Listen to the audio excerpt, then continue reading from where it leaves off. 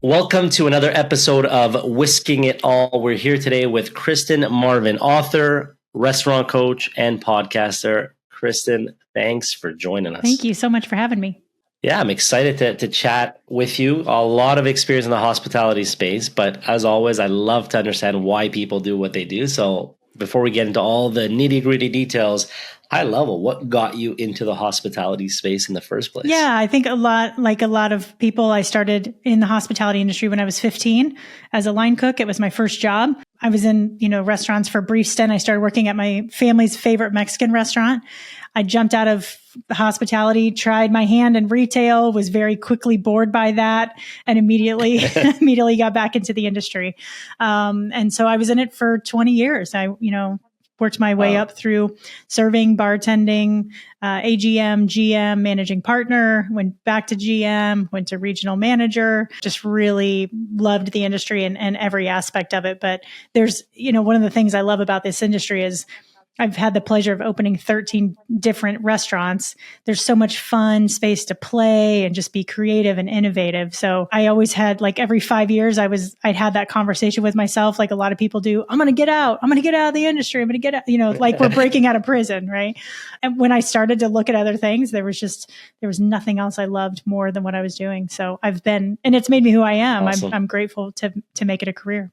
That's awesome. No, it's funny. It's a thread I see with a lot of people in this space is like just the passion for hospitality and this kind of idea that they're just, even when they try other things, they're just drawn back to it. And I think hospitality in general is so stimulating that, like, sometimes, I don't want to say everything, but a lot of other options end up just not living up to that same stimulus because you have to do so many things in the restaurant hospitality world, right? So it's like entrepreneur, but entrepreneur on steroids because it's a physical location, plus it's like staff, plus there's labor, plus there's back end stuff. Like everything you need in business is just like harder. Right. So it's like a really hard business, but at the same time, I think that's what makes it so stimulating, right? Yeah, absolutely. That's awesome. Well, look, I'd love to understand what inspired you to maybe transition from managing restaurants, running restaurants, right? Like opening restaurants, et cetera, to then becoming a hospitality consultant and kind of this coaching role. Yeah, absolutely. It's a great question. I was in a position later in my career as I grew. I started opening the same concept over and over and over again with a company that kind of went corporate. And that was something that I had never wanted to do in my career, never experienced. It was kind of a surprise aha moment after I got hired. I completely burnt out. I was also in a position where I was not feeling super supported by the leader I was working with. And I was in an environment that I didn't love for about 3 years' time. And what I took away from that, I chose to stay in that environment because it's a long time. It's not easy. Yeah, it's a long time, yeah. But instead of investing in myself, which is something I'd always done to get to the level I was, I started to rely on the company and all the KPIs and thought that was development. Again, being in this position of rapid growth for the first time and not really knowing what to expect. So instead of handling it in a really healthy way, I drank really heavily to cover up the stress and unhappiness. And I completely burnt myself out by doing that. And so I had to take a step back. I'd had a health scare. My husband had too. We were living very dangerously when it came to our relationship with alcohol. And I started working with a coach because I raised my hand and I knew I needed some help. And I didn't know exactly what that looked like. And so 3 or 4 sessions into the coaching, I had a huge moment of insight. I mean, I went into it going, I don't know what I want to do next. I need to get out of operations. I want to get out of operations. I'm madly in love with this industry and I want to get back to the person that I knew that I was before. And I knew I had more energy and more capacity and more creativity in me to do something bigger and different and better in my mind. And so working with a coach helped me have that moment of insight. And that was remembering that sitting across the table from somebody or sitting across from Zoom, having this one-on-one time like we're doing now, was my favorite part of hospitality. And so I had known over my 20 years in the business that there's a huge lack of leadership development resources for the restaurant industry specifically. And that moment of insight just lit a fire in me. And I was like, you know what? I see the pain point. I know I can help. I've been through this myself. I don't want people to burn out. I know the reputation this industry has, and I'm going to spend the rest of my career providing as many leadership development resources as I possibly can. And that's where the business came from, and the podcast and the book and the newsletters and the content and all this That's awesome. Great body of work that I have today.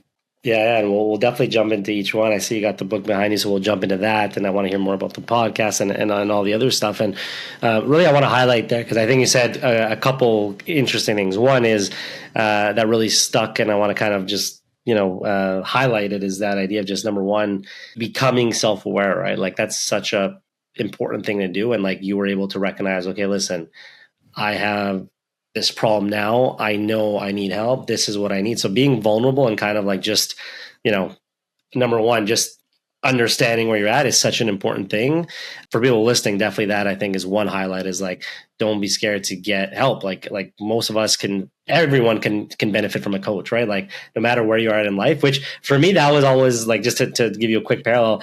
When I was younger, I always thought like coaches in general were like, it's for people that don't know what they're doing, or they're like, they're not sure, it's because they're not good enough. You need a coach. But then as I got older, I realized, wait, no, like some of the best people in the world have coach. Like everyone has a coach who wants to operate at a high level. You think about, I don't know, Olympians, they have a coach. It's like, why can't you have a life coach? Why can't you have a business coach? Why can't you have a coach for whatever, lane of work you're in or career? And that's one, I don't know. I think now it's not as taboo, but it seemed almost like a negative in the past, where it's like, she needs a coach, where now it's like a strength. It's like, oh, nice. She's wise enough to realize like, I want to learn. I want to grow faster. Let me find someone who's a few steps ahead of where I've been and where I want to go, and that could show me the path to get there. Yeah. And it's almost now like a clear plus, where like I feel in the past there was like a phase, or there was a time where maybe it was looked at differently. It's so true. It's the best part of what I do. I mean, I get to be a strategic partner for independent restaurant operators that don't have the finances to have a team of people around them to strategize with, to bounce ideas off of, to be vulnerable with. And I get to cheer them on, and I get to validate and hold up a mirror for them and go, look at all the great things you're doing. But we get to slow down, right? Which independent restaurant owners don't do very often. Yeah. Slow down and take a look at the big picture and really clearly articulate a path going forward, and make sure that they are staying true to what they want and why they got into this business in the first place, because it's easy to forget that. Yeah, big time.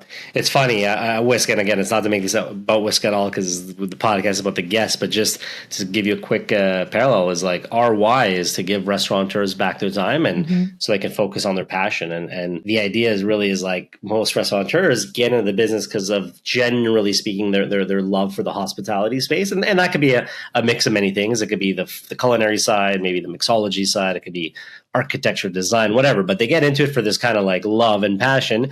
And I feel like they quickly get blindsided by the reality of like, holy shit, this is a real business, but it's like, it's not an easy business. It's not like you're opening up a, car wash or something. It's like, it's operationally heavy. You're generally open almost every day. You have a lot of staff. It's labor intensive. Cost of goods are complicated because they're perishable items. It's like, it's a business, but in every area of the business, it's like from easy to hard, it's to the harder side. So it's like a really hard business. And it's like, our why was like, man, if we can at least help with that cost of goods side, because it's like so many, it almost pains me. It's like you see their passion for this space, and then they get in and they're like, man, I didn't realize I had to do this and this and that. And it's like so painful. So I'd love to know, like, how do you, and we could jump into more detail, but what are some things you typically see independent restaurants facing with? So, we have a lot of listeners are listening in. What are things that generally, when you go see a restaurant, you're like, listen, if I was in here day one, of course, it's a case-by-case basis. Of course, you got to audit them and see where they can use help. But maybe what are some common, let's say, issues that and solutions that you kind of can see generally? Yeah, you know what I mean? Like in terms of helping like average listener. Totally. And I love what you said, earlier. In this day and age, restaurants have always been challenging. And I know you've got this background of your dad being in grocery and knowing all the different departments and all the things, right? Oof, yeah. Restaurants have never been more challenging. You've got to have you've got to have your tech stack. You've got to have your 10 channels that you're looking through, right? And trying to be good at all of that is really hard. So I think a lot of, what I work with clients on is remembering that they don't have to be excellent and the expert in every single one of those, and providing them resources and just the peace of mind that you got into this for a reason. You are passionate. Let's talk about what you want to do, what you want your role to be, And then we're going to talk about what you want to do. I don't give people the answers. I'll give them some resources that they want, but I believe everyone is creative, resourceful, and whole, and they know their business inside and out. I'm not there to tell them how to run their business. So I'll give you a couple examples. I have a client who's a solo operator. He has 3 locations. He wants to move to New Zealand for a year and have his business be fully sustainable while he's gone. And so we are in the process right now of identifying key players on his team. We're looking at about a year out. We're putting roles and responsibilities in place for them. We're developing them. We're providing training for them and support so that they can figure out how to do this in a really well way, putting systems in place, things like that. I've got another client who is wildly successful and is trying to figure out how to be the conduit between the investors and the operational team, and how to manage expectations on both sides and communicate really effectively and clearly. Because there are times when the management team isn't performing to the standard that they want, not because they're doing a bad job, but because the expectations have not been clearly communicated to the team. I have another client who has 7 different concepts and multiple locations of each, and came to me and was like, I don't know what the fuck I don't know if I can cuss, but I don't know what I don't know what the fuck I'm doing anymore. I'm completely burnt out and I'm not in the role I want to be. I want to be leading my team. I want to be developing people. I want to be strategizing. I want to be the CEO. It's like, okay, let's talk about the vision. Let's talk about what you want, where you want to go. Then we build a path to get there. And then we start to remove those roadblocks. And that takes sometimes 6 months. Sometimes it takes 12 to 18 months. I can imagine. It's funny because what you just mentioned on the last one made me think of something, which is like often restaurateurs, and it's the irony of it, but often restaurateurs and bar owners and et cetera, just hospitality in general, they open their business being like, I want to be my own boss. And then it's like, it quickly turns into, I am working 24/7 and like I would have had more freedom just being a 9-to-5 employee. What did I do? So it's like, if you don't, and this is why, like, you know, coaching, consulting, having guidance, having a clear path, everything you're saying, leadership training, all these things are so important, because if you don't go down that path, you end up being in a position where you're like, man, I don't have weekends off. I can't remember the last time I went on a family vacation.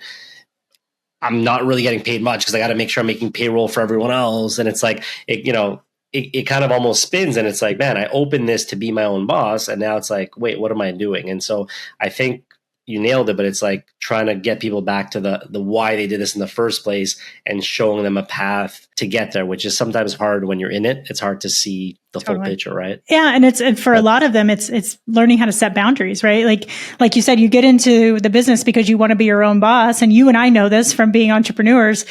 Yeah. You're always on because you're always thinking about the business. You're always seeing opportunity for the business. You're always, it doesn't matter if you're on vacation or not. Your mind is, once you start those creative juices, right? You're going. So it's for some of some of my clients, it's like, how do I shut this off? How do I, yes, I want to be on all the time. I love what I'm doing, but how do I be present for my family? How do I be present for my friends? And how do I actually enjoy my time off, or go for a bike ride for an hour and turn my phone off? And I have to help them get really uncomfortable and go, I'm going to challenge you to turn your fucking phone off for an hour. Can you do that and come back and see what happens? And then they go, see what happens. And they go, okay, I can do. And I'm like, just keep doing that. It takes time to change those habits. Yeah, no, it's not easy. And getting to, I want to get to all the stuff you're working on now. Obviously, the company. So your consulting company is Solutions by Christin. I'd love to understand, what was the vision kind of when you started it? And you touch on it, and maybe how has the vision kind of grown, and where do you want to head when it comes to, Solutions by Christin? Yeah, I mean, my number one goal and where I love spending the majority of my time is being an influential coach for restaurant owners and operators in the independent space. I love working with people one-on-one.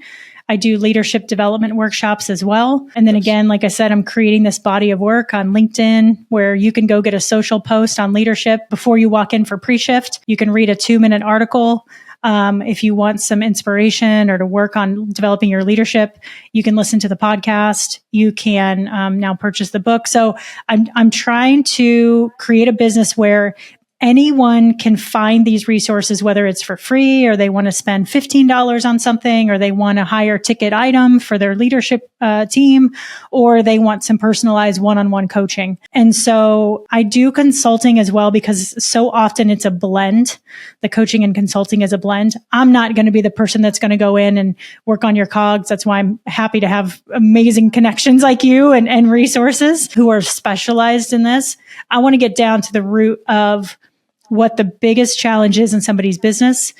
Typically, the challenge that they think they're dealing with is not what it is. There's something underneath that. So we peel back the layers together. So it's about building that relationship, providing that support, challenging them to get really, really uncomfortable, shifting their mindset and their perspective on how they're solving problems in their business, and then just really looking at every single challenge coming their way as an opportunity for them to get better and better. From what you've seen, right, you deal with so many different people with your coaching and consulting. I know obviously leadership is a big theme. So where do you see the restaurants usually fall short from a leadership perspective? Like what type of things are they doing wrong or can improve from your perspective? What I'm hearing right now is that the leadership teams are brand new. They're being promoted internally.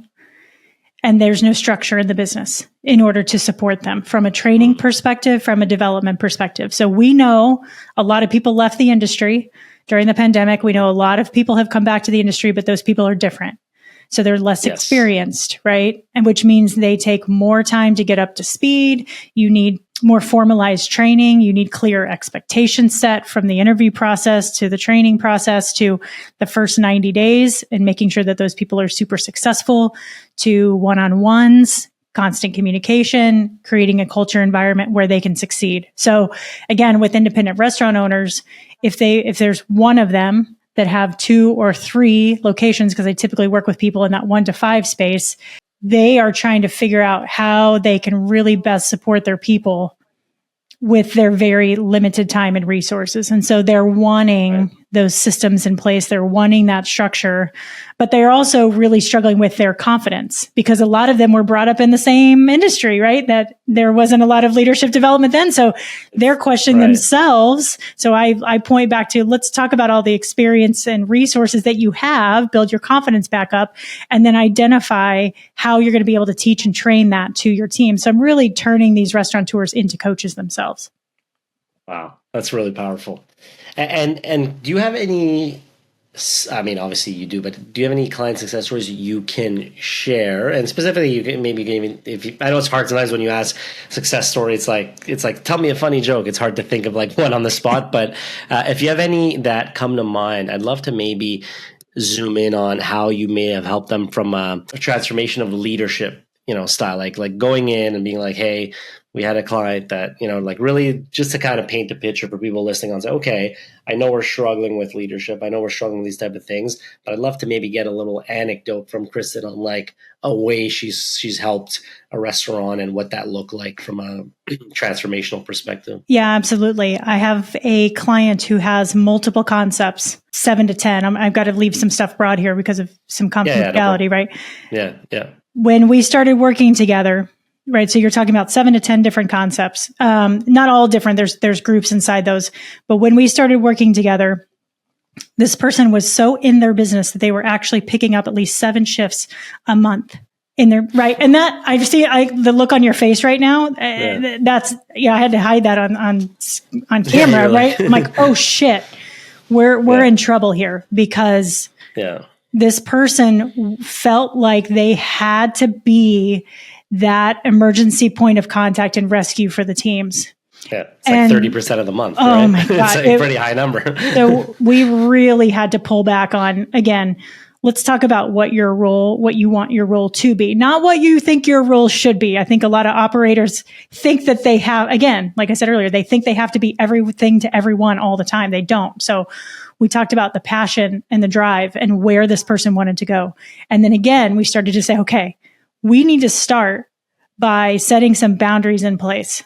So what conversations do you want to have with your management team, and what structure do you need to have put into place so that they are not calling you to go pick up shifts when somebody gets sick or somebody calls out, right? So we talked about in those similar concepts, how can they lean on each other? How can we set the expectation that when you are sick or something happens in the restaurant, someone else is going to have to cover your shift. It can't be me from a sustainability perspective, right? So that was a really tough conversation to have. And then again, what support do we need? How do we build a bench of talent? Who on the team is ready to take the next step and wants more responsibility? A lot of times owners will say, oh, there's nobody. I challenge them to go back and actually have those conversations with people. Right. Because they'll be surprised. Totally. And then they say, okay, well, we've identified one person. Fantastic. Then we start working a development plan for that one person specifically, right? Or hiring externally. So that's one. So starting to have them pull back a little bit and again, just set those boundaries, free up their time and their energy, figure out how to spend that time and that energy because that's really uncomfortable. Yep. And then they start to feel guilty and lazy, right? Because they're not working in their business and then they start to feel disconnected. So how do we set up communication forums, right? Or check-ins with the managers, again, so that they can coach and figure out, keep that communication flowing to them and help the teams be better problem solvers and help develop. So that has taken us over a year to really, really pull away. And it's been extraordinary. That's awesome. Yeah. No, it's well said. And it's funny because I see so many parallels like that I've learned in my business, and there's similarities. Obviously, it's different because since we're a tech company in the hospitality space, we have the benefit of not having a physical location that we physically have to open every day and close and clean up and checklist. But there's a lot of things that you're saying that I'm just like, man, even just myself as a leader, like I learned the hard way. Like that's why I was smiling when you're talking because that feeling of like as you delegate more efficiently and get better at that, then you're like, oh, I got time on my hands and now you don't feel as valuable. And I think it's something a lot of entrepreneurs do in the beginning until you mature and then you realize like, okay, it doesn't have to be like this. But in the beginning, it's almost like you get some level of self-worth from being busy. Totally. And then you eventually kind of go past and realize, okay, it's not just about being busy. It's about working on the right things. And if I got to do 2-3 good things per day, that's probably more powerful than me being super busy and taking over someone's shift, but maybe that's not as impactful. And so it's kind of like, there's a lot of learning and growth, but I love that you're getting that message out and you're doing it in many different ways. Like you said, from free content on LinkedIn to your book, to consulting, to high ticket stuff. So I'd love to maybe get into a few of those so people can figure out where they can get these. So why don't we start with the book? Because I see it for people who are watching the video version of this right above Christin's head. I see a book there that's called The Hospitality Leader's Roadmap. So let's talk about that. First of all, what's the book about? I have an idea based on the title and based on a conversation. What's the book about? What inspired you to write it? And then, where can people find it? Yeah, the book is about my 20 years of leadership lessons learned in my experience. There's over 30 lessons in the book. I created really, really small chapters. There's 6 podcast episodes highlighted in there too, off to the side in the chapters that you can go dive deeper into these. Yeah, not an original idea. I stole everything. I steal everything still. And, when we were talking earlier about my burnout and my journey in the industry, I was never great at being vulnerable. And I always was the leader that felt like I had to have really thick skin, show up, be the strong one for the team, never let them totally never let them see a sweat, never cry, never get, whatever. They'd see my passion, but I never wanted to show any weakness or what I thought was weakness at the time, which was negative emotion or lack of energy or struggles.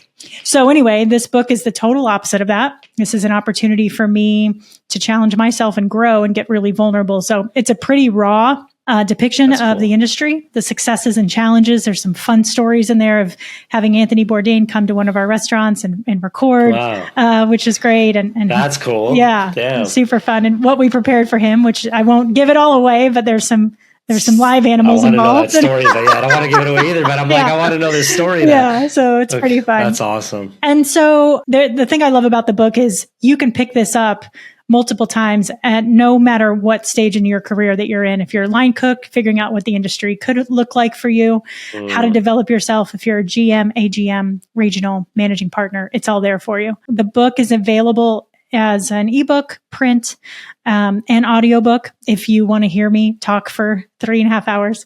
And it's available on, christinmarvin.com/book or Amazon. That's amazing. So the hospitality leaders roadmap, and it's funny because even just the idea of a roadmap in the industry is like, it's obvious in other industries, but I do think when it comes to hospitality, it's getting more obvious, but it's like it's so far back. And what I mean by that is, if you're, I don't know, becoming an accountant, it's like a very clear path, and you go to school and you do, and you get, depending where you live, you get your license, and you start, internship, and you do X amount of hours, and it's a very structured. But hospitality for the longest time was like, you just work hard and maybe one day you'll be a manager. And that's like, that's the extent of like, hospitality roadmap. It's like work hard and be a manager. Like there was nothing else. But I think that's a super exciting part, is understanding, like you said, whether you're a line cook, whether you're starting off as a busboy, whatever, there actually is different paths. And I think in general, hospitality is finally starting to get the respect it deserves, because these, for the longest time, I think hospitality was viewed as like the job before the job, like, oh, I'm doing this for now as I look for a real job, but a real quote unquote job. But now people, I think over the last few years, has shifted to realize like, wait, hospitality is a real job and there could be a roadmap. So for everyone listening, the hospitality leaders roadmap, we're going to link it here. We'll put in the links you mentioned. So your website, the Amazon. So it'll be here in the podcast notes for people to buy. Awesome. Thank you. I appreciate it. No, for sure, for sure. So that's one medium. So I love that. I know you have a podcast too. So for people who obviously want to learn about leadership in the hospitality space, they got your book as one option. Well, they got multiple options. An option number two, from what I hear, is the podcast. So let's chat a bit about that. Tell me about your podcast. Tell me what it's about, where people can find it. Yeah, absolutely. So it's called No Hesitations. It's kind of an ode to Anthony Bourdain, where I was playing off that No Reservations title. It's a restaurant. Yeah, it's a restaurant leadership podcast. So it really teaches restaurateurs how to be world-class operators. I do the combination of 3 different styles of episodes. So I do interviews and we're going to interview right after this to offer resources and ways to think outside the box or challenge the old way of doing things. I do interviews with successful restaurateurs that talk about their challenges and how they've been able to build over the years and their structures with management and their leadership challenges. And then I do coaching episodes so that people can see in real time what coaching is and gather their own moments of insight from watching somebody else be coached. And then I offer some leadership development episodes on there too that are short, sweet, quick little takeaways that you can listen to. When I started, I don't know if this is true for you, but when I started podcasting, I was like, I hate myself on video and I hate my voice. And, Gary Vee's like, just fucking get out there. Just do it. It doesn't have to be perfect. So we're about 60 episodes in. Amazing. Grateful for it. And it just challenges me to get out in front and to be uncomfortable and to immediately take a pain point that I'm hearing from clients or conversations like with you in the industry and go, oh, there's some value here. Let me get this out. So I love how easy it is. I love that it provides something really intimate for people if they don't want to be boastful or don't want to put out there that they're looking for leadership development.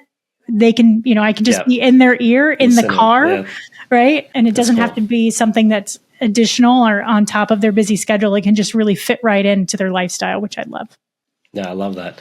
And like I said, I think what's super interesting about the hospitality space and it's in general, it's always been kind of like, late to adopt things, and it's true for technology like systems, the inventory and POSs and reservation systems, sure, but it's also true for things like this, like just like leadership and growth and having a roadmap. And so it's funny because it's such an old industry, but it's also like slow to adopt. And so like I always joke around, like when you think about the tech side, it's like the coolest. It's changed a bit in the last few years because like post-COVID, I feel like things accelerated. But in general, if you think about it, it's like the coolest tech that came into restaurants was like reservation systems. It was like, wow. And then after that, it was like iPads. So the fact that you can use, it doesn't have to be an iPad, but the fact that you can use cloud POS systems, like, wow, it's like, and I always found it funny that it's like, we're like 10 years behind every other industry. I feel like the last few years, like things have gone crazy, and maybe like, now there's ordering systems and this and that and kiosks, and like things really like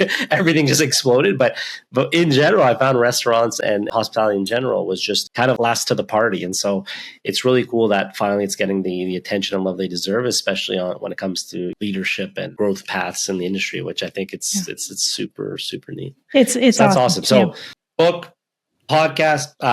I know you mentioned newsletter. So since we're on the topic, might as well do a quick plug right there. So newsletter wise, how can people sign up to newsletter and what type of cadence/content can they expect from the newsletter? Yeah. So once a week, I publish the newsletter on LinkedIn. If you want to follow me at Christin-Marvin, or you can find the same blog on my website at christinmarvin.com/blog. Same thing, quick and easy. Try to keep it under 500 words, a 1 to 2 minute read, sometimes 3. It'll tell you, I highlight different leadership topics. I talk a lot about mental fitness and positive intelligence. Again, how to manage your negative thoughts, relieve your stress, lower your anxiety, your frustration, think differently about what you're doing. And there's also a lot of content in there about upcoming promotions that I have, whether it's a leadership workshop or the book coming out, or there's episodes to the podcast in there too. So it's just a really cool pool of resources, again, depending on how people want to learn and which direction they want to go. I love that. It's having the different, I think, channels and mediums gives people a chance to, ingest it the way they want to, which is awesome. Kind of switching gears, I always like to understand, like, what's your outlook on, where the industry is heading? So, it's a bit of a loaded question, but what hospitality trends are you currently seeing when it comes to, the restaurant industry? Like, anything you want to call out? I was in Denver. I have a wonderful community of people on LinkedIn that I started connecting with 2 years ago to build the business, because I was really scared that starting a business in hospitality but not working in the industry, I was really scared of how I was going to stay connected. And this community through LinkedIn has been great. LinkedIn obviously provides you a ton of daily content. I was just reading about Starbucks sales being down for 3 quarters straight and what McDonald's is going through right now. And then last night I told my husband, Starbucks is in trouble. Like, shit's getting real right now. Shit's getting real. We went to Denver last week for book launch, and I've had a lot of conversations. I've got a lot of clients in Denver and across the nation. I went downtown and I was walking around and I visited some of the locations of restaurants that I'd opened 2007, 2012. And I saw the traffic that was just down. People are just not in restaurants. Monday afternoon, 12 o'clock, when downtown used to be booming and lunch traffic used to be huge. And restaurants are maybe a quarter or third of the way full. And in full service, and the energy, especially inside Union Station, that was also always bustling, was just stagnant. And to read about it and to have conversations about it is one thing, but to feel it, oh my God, it was very emotional. I have clients that are really doing well from a full service perspective in the ice cream world, in the food hall space, in the spaces where convenience is prioritized and the quick grab and go is there, and the online ordering is there, and the marketing is there from the social media aspect, and the community focus is there. If you're not doing that all these days, if you're not intentional about how you're executing every single aspect of your business, and if you're not taking care of your people right now, it is very unlikely that you're going to be successful. I know people that are in good areas that are closing their doors because they cannot get people in the business. I think customers are really being careful about where they're spending their money. And I was thinking about this morning. My husband and I used to go out to eat 4 to 5 nights a week when he was selling wine and I was in the restaurant space, and we had consistent income flowing in. Now, we maybe do takeout once a week. Wow, okay. So, it's financial. It's really financial. Yeah. When I'm in a restaurant, I'm looking at the cleanliness, I'm looking at the service, I'm looking at if there's any sort of connection or hospitality there. And the quality of the food for me is the last. If all that experiential stuff is there, I've always believed the service is more important than the food. I'll go back if somebody's trying to make a connection with me, even if it's a convenience store place. You've got the opportunity to use my name because you've got my credit card or I'm on the app or whatever. If you don't take that opportunity, you've got one shot with me. And I think a lot of people are like that these days. Yeah, that's fair. It's funny. Like I'm all about service as well, in the sense that, like, I've gone back to restaurants that messed up and the food was a bit cold because the service was so good and they were fair about it and they're apologetic and they made things right. It's like, okay, look, I'll come back. I get it. Things happen. But I'll also admit that I'm guilty that if there is, similar to, I don't know if you watch Seinfeld, but soup kitchen episode or no super.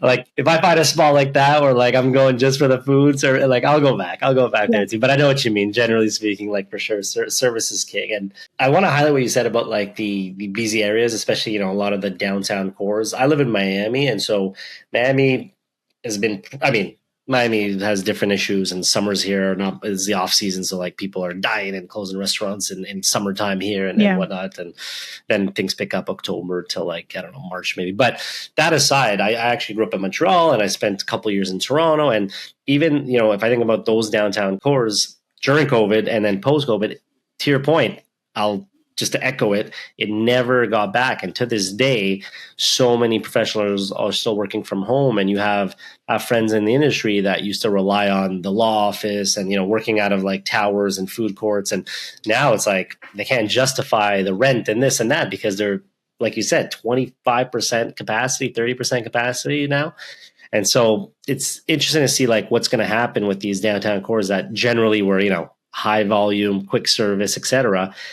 And I'm curious to get your take. Where do you see this going? Do you think there'll be kind of a change in the downtown cores, or do you think it'll be more change in the general industry and there'll be just more kind of suburb restaurants opening up and winning? Like, where do you see things going? Yeah, it's interesting. In Denver specifically, the airport is exploding right now with independent restaurants. There's so much construction happening.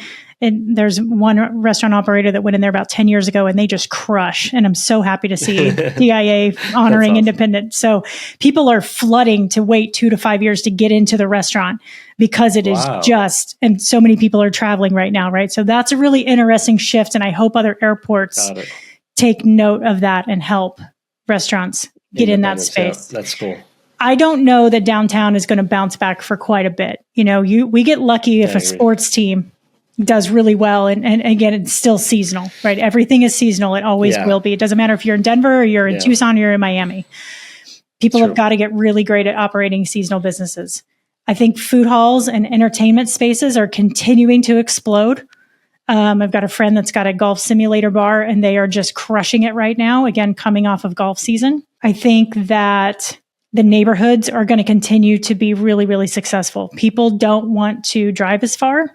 They love their little communities that they've built. Their lifestyles have changed so much, I think, from working from home too, right? Going out is such a different experience now and super special. And so I think those areas that really, in the cities that really continue to invest in their neighborhoods and supporting restaurants are going to do well. But I think it also depends on where you live. Denver's minimum wage is going up to $19 an hour in January. Wow. And people are starting to pull out of there and go to much cheaper places. So every single market is so different. Yeah. Yeah, that's rough. Yeah. That's really tough. Oh, man. It's like we spoke at the beginning of the episode, right? It's a very tough industry. And that's why I have so much respect for restaurateurs, because so many things have to go right. Literally, like, it's a master class in running a business, because you have to do everything a business has to do. But like I said, from the easy to hard scale, everything's hard. So it's like really marketing, but it's harder than average because you got to get people in the door and buying. It's inventory, but inventory is harder because it's perishable goods, and everything just becomes hard. Even training and staff, it's harder because of, like you said, minimum wages, but also just the fact that there's so much staff turnover, right? Like, so it's restarting every single time. Yeah. What's next for you? As we kind of wrap up, I'd love to understand, like, obviously you got the book out, you got your podcast, you got the newsletter, you're taking on clients, you're helping the industry, which I love, coaching and keynotes about leadership and in the hospitality space. Anything you want to highlight? I want to give you kind of the floor, just a chance to plug anything maybe we missed, and really just kind of highlight what's next for you and for, Solutions by Christina. Yeah. Solutions by Christin, excuse me. That's okay. There are 10 variations of my name, so I'm used to it. This next year for me is really going to be doubling down on everything that I've built. I've spent the last 2 years in build mode. And like a restaurateur, I've got to figure out with all these revenue streams that I've created now, how to continue to cultivate them so I don't spread myself too thin as a solopreneur. The next year is going to be about promoting the book and doing some speeches and doing some leadership workshops. And just, you're always in business development mode, as you know. And for me in this business, that means cultivating really strong relationships with people. And mostly that's in person. Zoom has been one of the most incredible things that came out of the pandemic. And I'm so fortunate to be able to work with people on a national, international level. But cultivating those relationships and offering that continued support and helping this industry be sustainable is really what this is all about for me. So I've got to figure out how I can continue to offer the best value possible to people in the industry. As you were saying all these things, one thing that came to mind, we have a newsletter we push out, so we'll definitely help you kind of promote the book. And I think what would be interesting is, I'm super passionate about, just helping restaurants in general, even if it's not, cost of goods related. This is part of the reason we do the podcast, just to try to give ideas from different leaders like yourselves, whether it's leadership stuff or, I don't know, marketing stuff, really anything and everything. But I think one thing that I wanted to start doing was potentially even doing like a monthly webinar where it's a bit more tactical and we get, an expert in the field. And so we'll talk more about that. But so for listeners, stay tuned. But one thing we're thinking about on the WISK side is basically, let's say we host a leadership webinar. We'll figure out what that looks like. And it's like, you're that special guest, or not even guest, but the expert on the topic. And it's like 30, 40 minutes of putting you in front of our audience and just helping them with leadership advice. And of course, there'll be opportunities to upsell and this and that. But the idea is like to give value no matter what. And then if a percentage want to go deeper, great. But if not, like people are still happy they attended. And I think that's one thing I definitely want to do in 2025 is try to do like a monthly and very different topics that have nothing to do with WISK. So it could be leadership, it could be marketing, it could be really anything, anything that will just help them run a better business, period. I love it. I'm here for it. So stay tuned. Yeah, we'll figure something out. So, for Christin, thanks for joining us. Honestly, this was great. I think people will put all the links we spoke about. So your website, your LinkedIn. I know you got the LinkedIn newsletter that it takes 2 minutes to read. You got the Hospitality Leaders Roadmap, your new book that just came out. You have more than enough resources, I think, to help people. So for our listeners, if you are looking to improve your leadership management in your restaurant and just grow, and you maybe feel stuck, like Christin's been there, you heard her story, and she's unstuck now. And so don't be shy to reach out. We're going to put all the links down there. So Christin, with that said, once again, I want to thank you for being on the Whisking It All podcast. We appreciate you taking the time to share your story. Thank you so much for having me. I'll talk to you very soon. If you want to learn more about WISK, head to whisk.ai and book a demo.